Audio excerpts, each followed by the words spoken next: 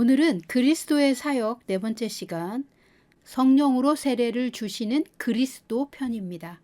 여러분은 요한복음 1장 15절에서 34절까지를 읽으셨습니다. 저는 오늘 내용의 핵심 부분만 발췌해서 읽어드리겠습니다. 요한복음 1장 15절입니다. 내 뒤에 오시는 이가 나보다 앞선 것은 나보다 먼저 계심이라 한 것이 이 사람을 가리킴이라. 16절 우리가 다 그의 충만한 데서 받으니 은혜 위에 은혜로라. 17절 은혜와 진리는 예수 그리스도로 말미암아 온 것이라. 27절 내 뒤에 오시는 그분은 내가 그의 신발끈을 풀기도 감당할 수 없는 존귀한 분이시다. 29절 보라 세상 죄를 지고 가는 하나님의 어린 양이로다. 30절 성령이 비둘기같이 하늘로부터 내려와서 그의 위에 머물렀더라. 33절 나를 보내어 물로 세례를 베풀라 하신 그이가 나에게 말씀하시되 성령이 내려서 누구 위에든지 머무는 것을 보거든 그가 곧 성령으로 세례를 베푸는 이인 줄 알라 하셨기에. 34절 내가 보고 그가 하나님의 아들이심을 증언하였노라 하니라. 아멘. 요한복음의 저자 사도 요한은 요한복음 1장에서 세례 요한이 그리스도에 대해 증언한 것을 상세히 기록했습니다. 세례 요한은 선지자였습니다. 선지자 세례 요한에게 유대인들이 와서 너는 도대체 누구냐? 너가 그리스도냐? 라고 묻는 질문에 대해 세례 요한은 자신의 정체성과 사명을 대답합니다. 나는 그리스도가 아니요 내 뒤에 오시는 더 큰 분이 계시다. 나는 그분을 위하여 주의 길을 곧게 하라고 광야에서 외치는 소리이다 라고 말해줍니다.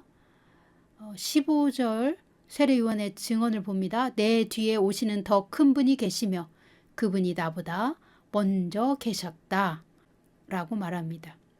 물리적으로는 세례 요한이 예수님보다 6개월 먼저 태어났죠. 우리가 이 세상의 차원에서는 이해할 수 없는 진술입니다.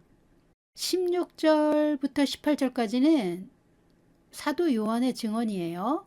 구약의 율법은 모세를 통해 주셨지만 하나님의 은혜와 진리는 그리스도 예수님을 통해 우리에게 주신 것이다. 그분에게는 하나님의 은혜와 진리가 충만했다. 아무도 하나님을 본 사람이 없지만 스스로 존재하신 하나님께서 그리스도를 통하여 그리스도를 우리에게 보내서 하나님의 모습과 성품을 나타내 보여주셨다고 말합니다. 세례 요한은 자기 자신을 나는 그리스도가 아니라고 분명하게 말하면서 내 뒤에 오실 메시아 그분은 세상 죄를 지고 가는 하나님의 어린 양으로 오신다 라고 말했습니다. 하나님께서 세례 요한에게 미리 말씀하여 주신 것은 누구든지 그분 위에 성령이 내리는 것을 요한이 목격한다면 바로 그 사람이 성령으로 세례를 주시는 그리스도이다 라고 말씀하셨다는 것이죠. 세례 요한 자신의 임무는 그리스도가 누구인지를 백성에게 미리 알려주고 그리스도께서 사람들에게 오셨을 때 그의 사역이 이루어지도록 백성들의 마음을 미리 열리게 하는 즉 주의 길을 곧게 하라고 준비시키는 광야에서 외치는 자의 소리였던 것입니다. 세례 요한의 증언은 그리스도는 성령으로 세례를 베푸시는 분이라는 것이죠. 33절과 34절에 나옵니다. 그러나 세례 요한이 필요했던 것은 그리스도가 오시기 전에 그 백성의 완고한 마음을 열도록 그리스도의 복음을 받아들일 수 있도록 그리스도를 하나님이 보내신 그리스도로 받아들일 수 있도록 하나님께서 말라기 4장에서 예언하신 대로 메시아 앞에 보낼 엘리야를 먼저 보내신 것입니다. 그래서 선지자 세례 요한은 주의 길을 예비하라고 외쳤습니다. 세례 요한의 외침을 듣고 회개하여 물로 세례를 받은 사람들은 그리스도가 오셨을 때 영접할 준비가 된 것입니다. 회개하여 마음을 준비한 백성이 하나님이 보낸 메시아를 믿고 영접하면 그 메시아 그리스도께서 그들을 성령으로 세례를 주실 것이다 라고 세례 요한은 말하고 있습니다. 30절 보실까요? 성령이 비둘기같이 하늘로부터 내려와서 그의 위에 머물렀더라. 33절 나를 보내어 물로 세례를 베풀라 하신 그이가 나에게 말씀하시되 성령이 내려서 누구 위에든지 머무는 것을 보거든 그가 곧 성령으로 세례를 베푸는 이인 줄 알라 하셨기에 34절 내가 보고 그가 하나님의 아들이심을 증언하였노라 하니라. 아멘. 세례 요한이 증언한 대로 그리스도는 성령으로 세례를 베푸시는 하나님의 아들이십니다. 예수님 자신도 예수님을 통하여 사람이 물과 성령으로 거듭나야 함을 말씀하셨습니다. 요한복음 3장에서 예수님은 유대인의 지도자 니고데모와 대화하실 때 요한복음 3장 3절입니다. 진실로 진실로 내게 이르노니 사람이 거듭나지 아니하면 하나님의 나라를 볼 수 없느니라. 요한복음 3장 5절 사람이 물과 성령으로 나지 아니하면 하나님의 나라에 들어갈 수 없느니라. 아멘. 예수님이 이렇게 말씀하셨습니다. 사람이 거듭나지 않고는 하나님 나라를 볼 수 없다고 하셨어요. 거듭난다는 말은 무슨 말입니까? 영으로 다시 태어난다는 말입니다. 우리의 몸은 어머니의 태중에 있다가 물리적으로 한번 출산하죠. 물리적으로 한번 태어났습니다. 그래서 두 번째 태어나는 것, 영으로 태어나는 걸 거듭난다 라고 말합니다. 사람이 거듭나지 아니하면 하나님 나라를 볼 수 없다 말씀하셨는데 거듭난 사람이 하나님의 나라를 본다는 말은 영의 차원을 이해하고 영의 차원을 받아들인다는 뜻입니다. 그러므로 사람이 거듭나지 아니하면 하나님 나라를 볼 수 없다는 말은 영으로 다시 태어나야만 영의 차원에서 하나님 나라를 비로소 이해할 수 있다는 말입니다. 그 다음 요한복음 5장 5절에서 주님이 사람이 물과 성령으로 나지 아니하면 하나님의 나라에 들어갈 수 없느니라 하셨는데 물과 성령으로 거듭난다는 말씀은 어떤 의미입니까? 물로 거듭난다는 말은 그리스도 예수의 말씀을 듣고 그 말씀을 진리로 이해하고 받아들여 믿는 것을 말합니다. 하나님의 말씀을 듣고 믿는 것은 영의 차원에서 하나님의 말씀을 이해하고 하나님이 성령을 통해 계시한 뜻을 믿음으로 받아들인 것입니다. 하나님의 말씀을 믿는다는 것은 단지 머리로 이해하고 이 세상의 많은 정보 중에 하나를 더 추가하는 것이 아닙니다. 살아계신 하나님의 말씀이 역사하셔서 그 말씀이 내 마음에 들어와 그 말씀이 내 인격의 일부가 된 것입니다. 하나님의 살아있는 말씀을 붙잡고 살게 된 것입니다. 그 말씀을 받은 순간부터 영원토록 그 말씀을 놓을 수 없는 삶, 즉 말씀이 이끄시는 새로운 삶을 살게 된 것입니다. 이것이 물로 거듭난 사람의 결과입니다. 말씀을 듣고 이해하고 진리로 받아들여 믿게 되는 것이 바로 물로 거듭난다는 말입니다. 그렇다면 성령으로 거듭나는 것은 무엇일까요? 예수님은 요한복음 3장 8절에서 니고데모에게 성령으로 거듭나는 것에 대해 계시를 주셨습니다. 바람이 임으로 불매 내가 그 소리는 들어도 어디서 와서 어디로 가는지 알지 못하나니 성령으로 난 사람도 다 그러하니라. 아멘. 성령도 바람이 부는 것처럼 바람 자체를 눈으로 직접 볼 수 없지만 바람의 영향력과 그 결과를 통해 지금 바람이 분다고 알 수 있듯이 성령의 존재나 성령으로 태어나는 것도 사람의 눈으로 확인하는 물질이 아니지만 영으로서 역사함으로 그 성령의 역사를 사람이 알 수 있다는 것입니다. 성령이 사람에게 임하시면 그 결과로서 나타나는 열매들이 있다는 것입니다. 예수님은 우리가 하나님 나라에 들어가려면 물과 성령으로 거듭나야 한다고 말씀하셨습니다. 예수님은 믿는 자들이 성령으로 세례받는 일이 일어날 것을 미리 가르쳐 주셨습니다. 요한복음 4장 14절입니다. 내가 주는 물을 마시는 자는 영원히 목마르지 아니하리니 내가 주는 물은 그 속에서 영생하도록 솟아나는 샘물이 되리라.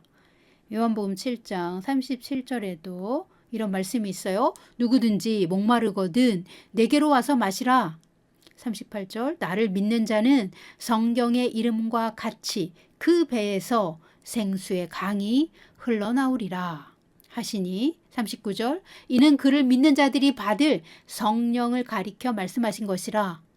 예수께서 아직 영광을 받지 않으셨으므로 성령이 아직 그들에게 계시지 아니하시더라. 아멘. 예수님의 말씀을 듣고 받아들이는 사람, 예수님의 말씀을 믿는 사람은 영원히 솟아나는 샘물을 마시는 것과 같다. 믿는 자의 뱃속에서 샘물이 영원히 솟아날 것이다. 강물처럼 흘러넘칠 것이다. 라고 예수님은 설명하셨어요. 이 샘물, 영원히 솟아나는 샘물은 성령의 계시입니다.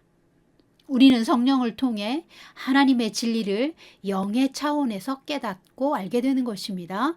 이 계시된 말씀이 우리 안에 들어오면 믿음이 되는 것입니다. 그러므로 사람이 물 세례를 받으면 말씀이 내면에 존재합니다. 그 다음 성령 세례를 받으면 그 내재된 말씀을 더 깊이 이해하고 믿고 순종하는 삶으로 이동합니다. 성령의 세례를 받으면 성령의 인도하심을 받으며 성령님의 인도하심을 따라 성령님께 순복하는 삶을 살게 됩니다. 예수님과 예수님의 말씀을 믿는다는 것은 삶으로 실천한다는 말입니다. 우리가 예수님의 말씀을 듣고 믿음으로 받아들이면 그 말씀이 우리의 인격이 되고 우리의 삶이 되는 것입니다. 우리가 예수님의 말씀을 이해하고 받아들여 우리의 믿음이 되는 것은 성령의 역사하심 때문에 일어나는 일입니다. 성령이 계시를 주셔서 하나님의 말씀을 이해하고 믿게 된 것, 즉 계시된 믿음은 우리의 영을 강하게 하고 힘있게 만들며 그 계시된 말씀을 믿음으로 우리는 하나님께 가까이 나아가고 하나님을 만나며 기도하고 또 하나님의 응답을 받을 수 있는 것입니다. 하나님을 만나는 것, 하나님과 관계하는 것, 하나님 나라를 보는 것, 이 모든 것은 계시된 말씀을 통해 믿음으로만 가능한 것입니다. 우리가 그리스도의 복음을 듣고 믿는 것은 성령의 역사로 말미암아 일어나는 결과물입니다. 이 믿음은 이 세상 사람의 믿음과 완전히 다른 차원의 것입니다. 성경에서 믿음이라고 하면 하나님의 믿음과 같은 것을 말합니다. 믿음은 하나님의 믿음이며 하나님 나라에서 통용되는 화폐와 같습니다. 이 믿음이 없이는 하나님을 만날 수도 없고 기쁘시게 할 수도 없으며 기도의 응답을 받을 수도 없습니다. 그러면 이 믿음은 어떻게 우리에게 들어옵니까? 어떻게 우리 안에서 믿음이 출산됩니까? 우리의 마음의 문이 열려서 하나님의 음성에 귀를 기울일 때 성령의 역사하심으로 말미암아 하나님의 말씀을 영적 차원에서 이해하는 기적이 일어나는 것입니다. 성령의 역사하심으로 하나님의 말씀이 우리 마음밭에 씨앗으로 심겨지는 것입니다. 계시는 그렇게 처음에 씨앗으로 옵니다. 그 말씀이 처음엔 씨앗의 형태로 오고 점점 더 우리 마음밭에 뿌리를 내리고 자라고 열매를 맺는 수준까지 그 계시가 성장하는 것입니다. 말씀의 씨앗이 점점 자란다는 것은 말씀의 계시가 풍성해지고 성숙해져서 하나님의 말씀을 깊이 있고 충만하게 경험하며 그 말씀을 실천할 수 있는 것까지를 말합니다. 이 모든 과정이 예수님과 동행하는 것이며 이 모든 과정에서 우리 안에 내주하시는 성령이 역사하여 주십니다. 말씀은 영의 귀로 들어서 마음으로 믿고 입으로 시인할 때 믿음이 출산됩니다. 우리는 영의 구원뿐만 아니라 날마다 주님과 동행하는 삶에서도 구원이 필요합니다. 우리를 구원하는 것은 말씀을 믿는 믿음입니다. 로마서 10장 10절은 이렇게 말합니다. 사람이 마음으로 믿어 의에 이르고 입으로 시인하여 구원에 이르느니라. 아멘. 성령은 우리가 말씀을 이해하고 받아들일 수 있도록 우리 안에서 역사하여 주십니다. 우리가 그리스도의 말씀을 듣고 받아들이면 물로 거듭난 것입니다. 베드로전서 3장 21절은 이렇게 말합니다. 물은 예수 그리스도께서 부활하심으로 말미암아 이제 너희를 구원하는 표니 곧 세례라. 이는 육체의 더러운 것을 제하여 버림이 아니요 하나님을 향한 선한 양심의 강군이라. 아멘. 물은 말씀을 의미하며 물로 세례를 받는다는 말의 참뜻은 하나님의 말씀을 듣고 온전한 회개와 선한 양심으로 하나님께 반응하는 것입니다. 그것이 물로 세례받은 것입니다. 물로 세례를 받고 거듭난 자에게는 성령이 들어오십니다. 그 다음 성령으로 다시 태어나는 과정이 있습니다. 예수님의 제자들은 예수님의 말씀을 듣고 순종하며 영생을 얻었습니다. 그런데 성령의 세례는 예수님께서 부활하시고 승천하신 이후 오순절날 마가의 다락방에서 받게 됩니다. 예수님의 11사도를 포함하여 120명은 물로 거듭났고 물 세례를 받은 이후 오순절 날에 성령의 세례를 받았습니다. 그러나 사도행전의 또 여러 경우 사도들에게 물 세례를 받았던 사람들은 물 세례를 받는 즉시 동시에 성령의 세례를 받기도 했습니다. 그러니까 성령의 세례는 물 세례와 동시에 오기도 하고 경우에 따라서는 물 세례를 받은 다음 나중에 성령의 세례가 이어지는 경우가 있습니다. 자, 다시 예수님의 말씀으로 돌아오면 예수님의 말씀은 성령은 우리 몸 안에 임하시며 우리 배 안에서부터 흘러넘치는 생수의 강물과 같다는 것입니다. 성령은 믿는 자의 영 안에 오셔서 거주하시며 역사하시고 기름 부음으로 흘러넘치시는 하나님의 영이십니다. 성령으로 거듭나고 성령으로 세례를 받는 것은 예수님의 말씀을 듣고 순종할 때 또 예수님께 우리 삶을 드려 예수님만을 따르기로 결정할 때 성령이 오셔서 안수하시는 것과 같습니다. 물 세례를 통해 성령을 모셔드리고 내주하시는 성령이 다시 강력하게 세례를 베푸실 때는 하나님을 체험적으로 경험하는 사건이 발생합니다. 말로 증명할 수는 없어도 하나님이 살아계시고 내 안에 역사하시는 것을 믿지 않을 수 없는 확실한 경험과 그 경험을 통해 나오는 확신이 생깁니다. 성령을 잠시 체험하는 것과 성령으로 세례를 받는 것은 매우 다른 이야기입니다. 성령으로 세례를 받으면 그 이전의 삶으로는 다시 돌아가지 않습니다. 그러면 물로 세례를 받은 사람이 어떻게 해야 성령으로 세례를 받습니까? 그리스도는 우리에게 성령으로 세례를 베푸시는 분이십니다. 성령으로 세례를 받으려면 첫 번째로 성령을 사모하고 기도해야 합니다. 예수님의 제자들 그 120명은 마가의 다락방에서 전심으로 기도하다가 성령의 세례를 받았습니다. 두 번째로 성령은 마음이 정결하고 성령 받기를 사모하는 겸손한 마음에 오십니다. 마음이 정결하다는 것은 하나님의 말씀으로 회개하여 그 마음을 준비하였다는 말입니다. 세 번째로 성령은 마음이 완고한 사람에게는 역사하시지 않습니다. 마음이 완고하다는 것은 고집세고 딱딱하다는 말인데 다른 말로 교만한 마음입니다.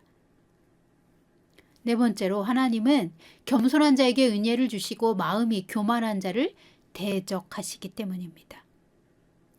하나님은 겸손한 자에게 은혜를 주시고 마음이 교만한 자를 대적하신다라는 내용은 성경에 수십 구절이 있습니다. 다섯 번째, 우리가 또 알아야 할 중요한 것은 출애굽기 33장 3절에서 하나님이 모세에게 말씀하신 내용입니다. 하나님은 모세에게 이렇게 말씀하셨어요. 그 약속의 땅에 너희끼리 가라. 나는 이 백성과 함께 가지 않겠다. 그 이유는 이 백성은 목이 고든 백성이다. 목이 뻣뻣한 백성이다. 만약 내가 이들과 함께 가다가 가는 도중에 그들을 진멸할지도 모른다. 예, 하나님은 겸손한 자에게 은혜를 주시고 마음이 교만한 자를 대적하십니다. 그러므로 하나님을 온전히 신뢰하고 겸손히 순종하는 이에게 성령이 오셔서 세례를 베풀어 주십니다.